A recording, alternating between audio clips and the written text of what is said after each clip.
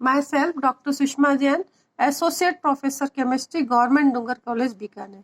पिछले टर्म पर आपने पिरिडीन की बनाने की विधियां देखी थी और साथ ही उसकी क्षारीय प्रकृति के बारे में बताया था कि पिरिडीन की जो क्षारीय प्रकृति है पिरोल की तुलना में अधिक है, लेकिन एलिफेटिक टर्शरी एमीन की तुलना में, एलिफेटिक तृतीयक एमीन की तुलना में यह कम क्षारीय है। आज हम इसकी पिरिडीन की अगली जो रासायनिक अभिक्रिया है कि यह इलेक्ट्रोफिलिक सब्स्टिट्यूशन रिएक्शन देता है, जैसा कि बेंजीन भी देता है। क्योंकि एरोमेटिसिटी को प्रदर्शित करता है, इसलिए जितने भी एरोमेटिक कंपाउंड्स जो एरोमेटिसिटी को प्रदर्शित करते हैं वो सभी इलेक्ट्रोफिलिक सब्स्टिट्यूशन रिएक्शन या इलेक्ट्रॉन स्नेही प्रतिस्थापन अभिक्रिया देते हैं। पिरिडीन पिरोल और बेंजीन की तुलना में इलेक्ट्रॉन स्नेही के प्रति कम क्रियाशील है। इसका क्या कारण है कि नाइट्रोजन की जो विद्युत ऋणता है वो अधिक है और अधिक होने के कारण वलय में माइनस आई इफेक्ट पड़ता है, यानी कि जो रिंग के जो इलेक्ट्रॉन है, पिरिडीन रिंग के जो इलेक्ट्रॉन है वो नाइट्रोजन की ओर अट्रैक्ट होते हैं, रिंग के बाहर की तरफ आते हैं, यानी कि जो रिंग है पिरिडीन रिंग है वो इलेक्ट्रॉन डिफिशिएंट हो जाती है और इसीलिए यह इलेक्ट्रोफाइल का अटैक इसमें कठिनता से होता है। ये कह सकते हैं कि वलय का ये भाग जो है वो धनावेशित हो जाता है। दूसरा, नाइट्रोजन पर जो लोन पेयर ऑफ इलेक्ट्रॉन्स है, ये अगर हम कोई एसिड डालते हैं तो जो लोन पेयर ऑफ इलेक्ट्रॉन्स है वो आसानी से एसिड को डोनेट हो जाता है और डोनेट हो जाने के कारण नाइट्रोजन जो है धन आवेशित हो जाता है। धन आवेशित होते से इसकी जो रिंग से इलेक्ट्रॉन आकर्षित करने की जो प्रकृति है वो और भी अधिक बढ़ जाती है। हम कह सकते हैं कि माइनस आई इफेक्ट और भी अधिक बढ़ जाता है और इसके कारण जो पिरिडीन की रिंग है वो इलेक्ट्रॉन डिफिशिएंट हो जाती है और इसलिए इस पर इलेक्ट्रोफाइल का जो अटैक है, आक्रमण है, वो आसानी से नहीं हो पाता। इलेक्ट्रोफाइल को आकर्षित करने की पिरिडीन रिंग की जो प्रकृति है वो कम हो जाती है। तो हम ये भी कह सकते हैं कि सामान्य परिस्थितियों में पिरिडीन में इलेक्ट्रोफिलिक प्रतिस्थापन अभिक्रिया नहीं होती है और मंद परिस्थितियों में बिल्कुल भी अभिक्रियाएं नहीं होती है। फ्रीडल क्राफ्ट अभिक्रिया तो इसमें होती ही नहीं है, यानी कि हमें कुछ विशेष परिस्थितियां अप्लाई करनी पड़ती है तभी इसमें इलेक्ट्रोफिलिक सब्स्टिट्यूशन रिएक्शन हो सकता है। अगर हम विशेष परिस्थितियां अप्लाइड करते हैं तो इलेक्ट्रोफिलिक सब्स्टिट्यूशन रिएक्शन होता है, तो यह स्थिति 3 या 5 पर हो सकता है। पिरिडीन रिंग में जो स्थिति है वो स्थिति हम पिरिडीन रिंग की देखें तो यहाँ पर ये पिरिडीन रिंग है, ये 1 2 3 4 5 6, तो स्थिति 3 ये है और स्थिति 5 ये है, तो 3 और 5 पर इलेक्ट्रोफिलिक सब्स्टिट्यूशन रिएक्शन हो सकती है।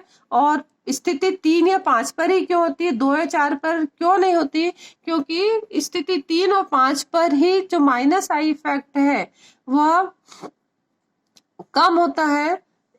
इसका कारण है कि स्थिति 2-4 पर माइनस आई इफेक्ट स्थिति 3 की तुलना में अधिक होता है, यहाँ पर अधिक है और यहाँ पर 3 और 5 पर माइनस आई इफेक्ट कम है और इसीलिए यहाँ पर इलेक्ट्रॉन डेंसिटी अधिक होगी, तो इलेक्ट्रोफाइल वहीं अटैक करेगा जहां पर की इलेक्ट्रॉन डेंसिटी अधिक है।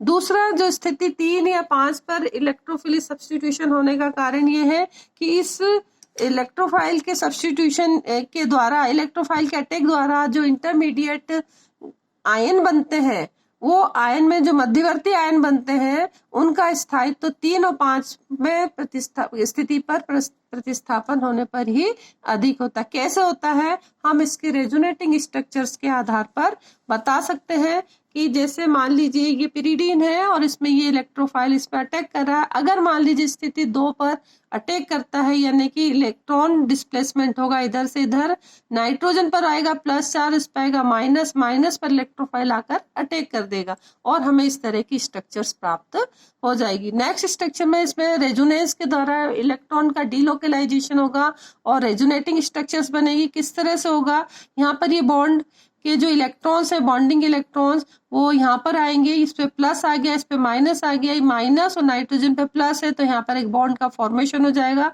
और यहाँ पे प्लस आ जाएगा। ये सेकंड स्ट्रक्चर हमारी इस तरह से बन जाएगी। अब फिर इलेक्ट्रॉन का डिलोकलाइजेशन होगा। इलेक्ट्रॉन यहाँ, ये जो डबल बॉन्ड के जो इलेक्ट्रॉन है वो इधर से इधर शिफ्ट होंगे, यानी कि 2 इलेक्ट्रॉन यहाँ पर आ गए तो इस पे पॉजिटिव चार्ज आ गया, यहाँ पर 2 इलेक्ट्रॉन आने से नेगेटिव आ गया, नेगेटिव और पॉजिटिव मिलकर यहाँ पर एक कोवेलेंट बॉन्ड का फॉर्मेशन कर लेंगे। इस कार्बन के बीच में डबल बॉन्ड आ जाएगा और यहाँ पर प्लस आ जाएगा। ये इस तरह से यहाँ डबल बॉन्ड आ गया और ये प्लस आ गया। तो इस 3 रेजोनेटिंग स्ट्रक्चर्स हमको प्राप्त होंगी।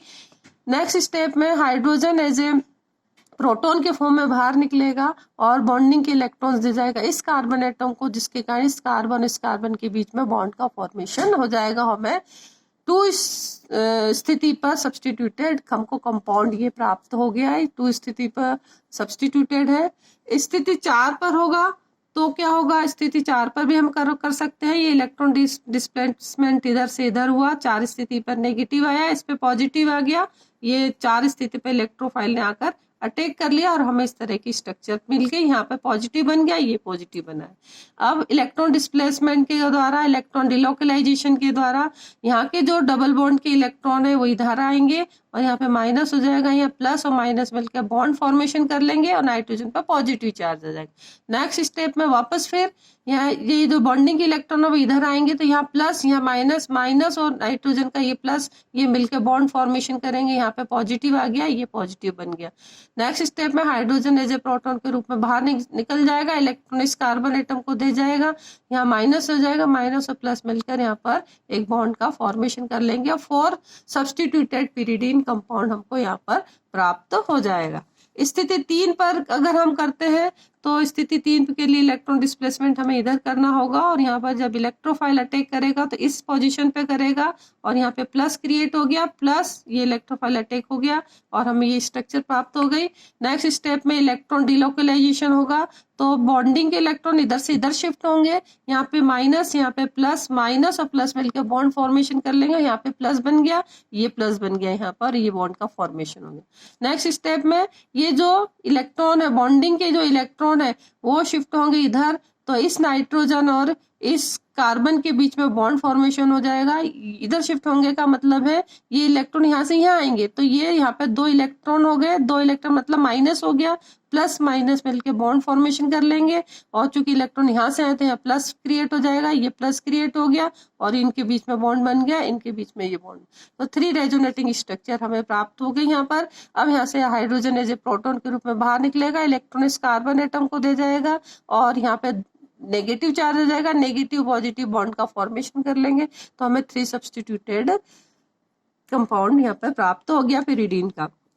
अब जब हम स्थिति 2 पर सब्स्टिट्यूशन करते हैं और स्थिति 4 पर सब्स्टिट्यूशन करते हैं तो हमें 3 रेजोनेटिंग स्ट्रक्चर प्राप्त होती है। यहाँ पर भी 3 ही प्राप्त हो रही है और स्थिति 3 पर करते हैं तब भी हमें 3 ही प्राप्त हो रही है।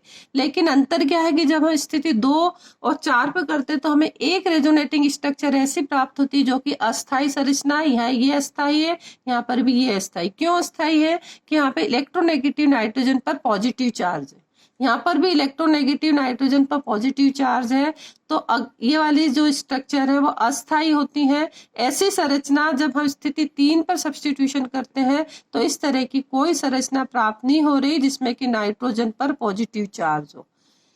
लेकिन 2-4 सब्स्टिट्यूशन पर हमें इस तरह की एक संरचना प्राप्त होती है और इसीलिए इसमें जो मध्यवर्ती आयन है उसका स्थायित्व कम होगा, इसमें भी मध्यवर्ती आयन का स्थायित्व कम होगा लेकिन इसमें स्थायित्व अधिक होगा और इसीलिए जो इलेक्ट्रोफिलिक सब्स्टिट्यूशन रिएक्शन पिरिडीन में पोजीशन 3 पर होता है, हमको 3 सब्स्टिट्यूटेड कंपाउंड प्राप्त होते हैं। इसके एग्जाम्पल इलेक्ट्रोफिलिक सब्स्टिट्यूशन रिएक्शन की कौन कौन से एग्जाम्पल है? हम नाइट्रेशन कर सकते हैं, नाइट्रेशन करने पर 3 पोजीशन पर नाइट्रो ग्रुप ऐड हो जाएगा। नाइट्रेशन हम फ्यूमिंग नाइट्रिक एसिड से करते हैं, 3 नाइट्रोपिरिडीन प्राप्त होता है। ओलियम के द्वारा अगर हम सल्फोनेशन करें इन प्रेजेंस ऑफ HgSO4 और 220 डिग्री सेल्सियस पर तो पिरिडीन 3 सल्फोनिक एसिड प्राप्त होता है। अगर हम हेलोजिनेशन करें यहाँ पर तो Cl2 के साथ अगर हम हेलोजिनेशन करें इन सम कंडीशंस, तो हमें 3 पोजीशन पर हमें यहाँ पर कंपाउंड प्राप्त होता है ना, पिरिडीन 3 क्लोरोपिरिडीन प्राप्त हो जाता है। अगर हम मर्क्यूरिक एसीटेट के साथ करें तो 3 एसीटॉक्सी मर्क्यूरिक पिरिडीन प्राप्त होता है। अगर हम इसकी अभिक्रिया Br2 के साथ चारकोल की उपस्थिति में 300 डिग्री सेल्सियस पे करें तो हमें यहाँ पर पिरिडीन 3 ब्रोमाइड और पिरिडीन 3,5 डाइब्रोमो पिरिडीन हमको प्राप्त होता है। ये 3,5 डाइब्रोमो पिरिडीन, ये 3 ब्रोमो पिरिडीन, तो हमें दोनों कंपाउंड का मिक्सचर प्राप्त होता है। अगर हम इसकी रिएक्शन ब्रोमीन के साथ ही अगर 500 डिग्री सेल्सियस पर रिएक्शन करें तो फ्री रेडिकल रिएक्शन होती है और हमें 2 ब्रोमो पिरिडीन प्राप्त होता है, साथ ही 2,6 डाइब्रोमो पिरिडीन भी प्राप्त होता है। इसी तरह से अगर मान लीजिए हम इसकी रिएक्शन CH3 के साथ मेथिल आयोडाइड के साथ करें तो एन मेथिल पिरिडीनियम आयोडाइड प्राप्त होता है, और जो कि 573 केल्विन पर गर्म करने पर इसमें रीअरेंजमेंट हो जाता है, जिसको हम बोलते हैं हाफमैन मॉरिशस रीअरेंजमेंट, और हमें प्राप्त होता है 2 मेथिल पिरिडीन और 4 मेथिल पिरिडीन। तो ये इसके एग्जाम्पल्स है इलेक्ट्रोफिलिक सब्स्टिट्यूशन रिएक्शंस के। अब इसके न्यूक्लियोफिलिक सब्स्टिट्यूशन रिएक्शन हम देखते हैं कि नाइट्रोजन के प्रबल आई प्रभाव के कारण जब बेंजीन रिंग में इलेक्ट्रॉन की डेंसिटी कम हो जाती है, बेंजीन रिंग का जो वलय वाला भाग है वो धनावेशित हो जाता है, तो वहां पर न्यूक्लियोफाइल का अटैक आराम से हो सकता है। और ये जो माइनस आई इफेक्ट पोजीशन 2 और 4 पर सबसे अधिक होता है, तो जो न्यूक्लियोफाइल जिस पर की नेगेटिव चार्ज होता है वो पॉजिटिव पार्ट जो कि पोजीशन 2 और 4 पर अधिक है, तो पोजीशन 2 अथवा 4 पर ही न्यूक्लियोफाइल आकर अटैक करेगा और हमें न्यूक्लियोफिलिक सब्स्टिट्यूटेड प्रोडक्ट प्राप्त होता है।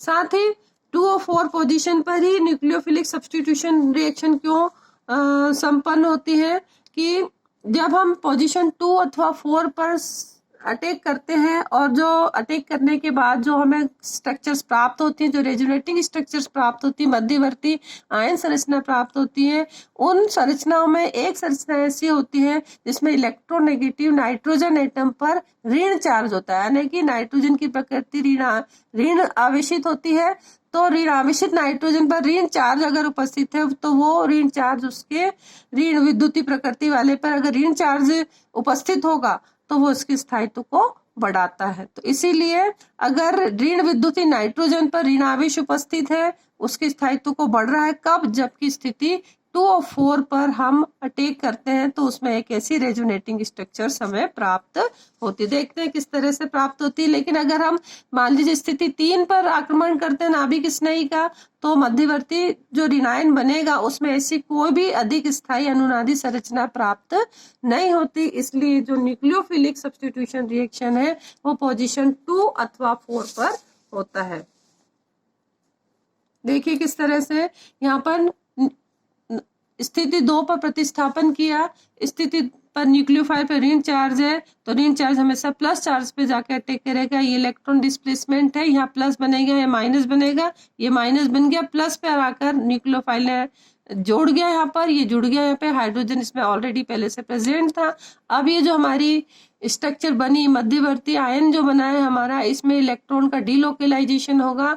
यहाँ पर ये जो माइनस है ये इस कार्बन और इस नाइट्रोजन के बीच में बॉन्ड बना लेगा और ये इलेक्ट्रॉन इधर डिस्प्लेस होंगे तो यहाँ पर माइनस चार्ज हो जाएगा। तो ये प्लस बना, ये माइनस के बीच में डबल बॉन्ड का फॉर्मेशन, यहाँ पर ये डबल बॉन्ड का फॉर्मेशन हो गया और ये माइनस बन गया। फिर इलेक्ट्रॉन डिस्प्लेसमेंट हुआ तो यहाँ पर माइनस आ गया और इस कार्बन के बीच में डबल बॉन्ड बन गया। ये इस तरह से थर्ड रेजोनेटिंग स्ट्रक्चर बन गई और बाद में हाइड्रोजन एज H माइनस के फॉर्म में बाहर निकला, ऋणायन के रूप में बाहर निकला हाइड्रोजन और निकल के यहाँ से इलेक्ट्रॉन को लेकर बाहर निकला है। यहाँ पर प्लस हो गया, प्लस और माइनस मिलकर यहाँ पर बॉन्ड का फॉर्मेशन कर लिया, यहाँ पर ये बॉन्ड बन गया। तो इस तरह से पोजीशन 2 पर प्रतिस्थापन होकर हमें 2 substituted product, nucleophilic substituted product हमें यहाँ पर प्राप्त हो जाएगा। स्थिति 4 पर भी प्रतिस्थापन होगा, तो स्थिति 4 पर प्रतिस्थापन के लिए यहाँ पर इस तरह से इलेक्ट्रॉन डिस्प्लेसमेंट बताएंगे। यहाँ पे प्लस आया है, यहाँ माइनस आ गया, तो प्लस पे न्यूक्लियोफाइल ने अटैक कर लिया, ये अटैक कर लिया, इस तरह से यहाँ ऐड हो गया ये, और यहाँ पर माइनस आया तो ये माइनस, इस तरह की रेजोनेटिंग स्ट्रक्चर बनी। अब इसमें इलेक्ट्रॉन का डिलोकलाइजेशन होगा और डिलोकलाइजेशन के फलस्वरूप ये नेक्स्ट स्ट्रक्चर बनेगी हमें, और फिर इलेक्ट्रॉन डिलोकलाइजेशन होगा तो हमें ये वाली स्ट्रक्चर प्राप्त होगी, यानी 3 रेजोनेटिंग स्ट्रक्चर प्राप्त हो रही है। लास्ट में हाइड्रोजन अपने बॉन्डिंग के इलेक्ट्रॉन्स को लेकर निकल रहा है H- के फॉर्म में, और हमें 4 सब्स्टिट्यूटेड पिरिडीन कंपाउंड हमें यहाँ पे प्राप्त हो गया। स्थिति 3 पर अगर आक्रमण होता है, प्रतिस्थापन होता है, न्यूक्लियोफाइल का आक्रमण स्थिति 3 पर हम करवाते हैं, तो 3 पर कराने के लिए इलेक्ट्रॉन डिस्प्लेसमेंट इधर होगा, ये प्लस हो जाएगा, ये माइनस, प्लस पे न्यूक्लियोफाइल ऐड हो जाएगा, ये माइनस बन गया, ये अब इसमें इलेक्ट्रॉन का डिलोकलाइजेशन होगा और हमें इस तरह से रेजोनेटिंग स्ट्रक्चर्स प्राप्त होगी। लास्ट में इसमें से हाइड्रोजन H- के फॉर्म में बाहर निकल जाएगा और 3 सब्स्टिट्यूटेड न्यूक्लियोफिलिक सब्स्टिट्यूटेड हमें पिरिडीन कंपाउंड प्राप्त होगा। अब अंतर क्या है कि जब हम स्थिति 2 पर करते हैं, स्थिति 4 पर करते हैं, तो जब हम स्थिति 2 पर करते हैं तो हमें एक ऐसी संरचना प्राप्त होती है जिसमें कि विद्युत ऋणी नाइट्रोजन एटम पर ऋण चार्ज उपस्थित है। ये स्ट्रक्चर अधिक स्थायी स्ट्रक्चर है, इसके हम बोलते हैं अति स्थायी संरचना। इसी तरह से जब स्थिति 4 पर प्रतिस्थापन करते हैं तो हमें एक स्ट्रक्चर ऐसी प्राप्त होती है जिसमें कि विद्युत ऋण नाइट्रोजन एटम पर ऋण चार्ज है, तो ये स्ट्रक्चर भी अति स्थायी स्ट्रक्चर है। तो 2-4 स्थिति पे प्रतिस्थापन पर हमें एक एक संरचना ऐसी प्राप्त हो रही है जो कि अधिक स्थायी है, लेकिन स्थिति 3 पर प्रतिस्थापन जब हम करते हैं तो इस तरह की कोई संरचना प्राप्त नहीं होती। इसलिए पिरिडीन में जो न्यूक्लियोफिलिक सब्स्टिट्यूशन रिएक्शन है, नाभिक स्नेही प्रतिस्थापन अभिक्रिया है, वो स्थिति 2 पर होता है अथवा स्थिति 4 पर होता है। अब ऐसी कौन सी रिएक्शन है जो कि एग्जाम्पल है न्यूक्लियोफिलिक एरोमेटिक सब्स्टिट्यूशन रिएक्शन का। फर्स्ट रिएक्शन है कि अगर हम ब्यूटाइल लिथियम के साथ इसकी रिएक्शन कराते हैं तो पिरिडीन 2 स्थिति पर ब्यूटाइल ग्रुप जुड़ा 2 ब्यूटिल पिरिडीन हमें प्राप्त हो जाता है। अगर फिनाइल लिथियम की कराते हैं तो 2 स्थिति पर 2 स्थिति पर फेनिल ग्रुप जुड़ जाता है 2 फेनिल पिरिडीन। अगर KOH के साथ रिएक्शन कराते हैं तो हमें 2 हाइड्रोक्सी पिरिडीन प्राप्त होता है। अगर हम बेंजाइल मैग्नीशियम क्लोराइड के साथ कराते हैं तो 4 बेंजिल पिरिडीन प्राप्त होता है। और इसकी मेन रिएक्शन है चिची-बेबिन रिएक्शन कि अगर हम सोडामाइड NaNH2 के साथ अभिक्रिया कराते हैं तो हमें 2 एमिनो पिरिडीन प्राप्त होता है, जो और अधिक NaNH2 की उपस्थिति में 2,6 डाई एमिनो पिरिडीन